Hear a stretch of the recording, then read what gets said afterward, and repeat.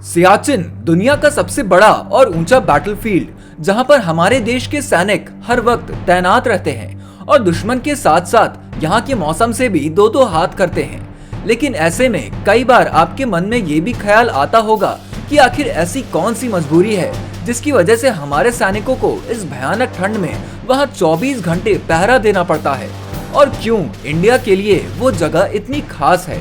अगर आप भी जानना चाहते हैं तो हमारे साथ इस वीडियो के एंड तक बने रहिए। बात करते हैं सबसे पहले उस घटना की जिसकी वजह से आज भी हमारे सिपाहियों को यहाँ 24 घंटे चील की तरह अपनी नजर चौकन्नी रखनी पड़ती है।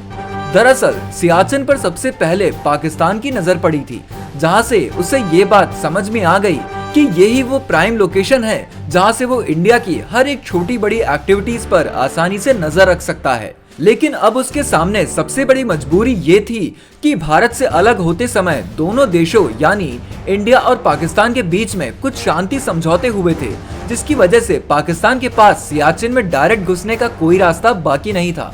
ऐसे में 1970 तक उसने चुपके यहाँ पर अपनी चढ़ाई जारी रखी, लेकिन उसकी ये हरकत इंडियन आर्मी की नजरों से बहुत देर तक छुप नहीं पाई और भारत को इसके बारे में 1981 में पता चल गया, जिसके बाद इंडियन गवर्नमेंट ने तुरंत एक्शन दिखाते हुए पाकिस्तान से पहले वहां पहुंचकर भारत का झंडा वहां लहरा दिया। लेकिन इसके बाद भी पाकिस्तान सियाचिन पर अपना दावा जाहिर करता रहा और इसी वजह से दोनों देशों के बीच में कई बार झड़प भी हुई। लेकिन बावजूद इसके शायद आपको ये जानकर हैरानी होगी कि यहाँ पर आज भी गोलियों से ज्यादा हमारे जवान मौसम की भेंट चढ़ जाते हैं, क्योंकि यहाँ पर ठंड ही इतनी पड़ती है। अब इस बात से आप इतना तो अंदाजा लगा ही सकते हैं कि यहाँ का मौसम इतना आसान नहीं है रहने के लिए, नहीं तो हमारे सैनिकों की इतनी मौत ना होती। यहाँ पर रहने वाले सैनिकों को ताज़ा खाना बहुत कम ही नसीब होता है और उन्हें ज्यादा से ज्यादा पैक्ड फूड ही दिया जाता है, क्योंकि ऐसे ही खाने को -70 डिग्री सेल्सियस पर गर्म करके खाया जा सकता है। अब अगर आपके दिमाग में पानी का ख्याल आ रहा है तो आपको बता दें कि चाहे इन्हें पानी पीना हो या फिर कुछ भी और जरूरत हो, ये वहाँ मौजूद बर्फ को पिघला कर ही पानी की जरूरत पूरी करते हैं। ठंडी जगहों पर ज्यादातर हमें ज्यादा कैलोरीज की जरूरत होती है, तभी तो इन्हें गुड़, चिक्की और चॉकलेट जैसी चीजें रोजाना दी जाती है, जिससे इनकी बॉडी में आवश्यक कैलोरीज और गर्मी बनी रहे। लेकिन हाँ, कई बार ऐसा भी होता है कि इनके लिए जो बेस कैंप में खाना आता है वो भी यहाँ के ठंडे मौसम की वजह से जम जाता है।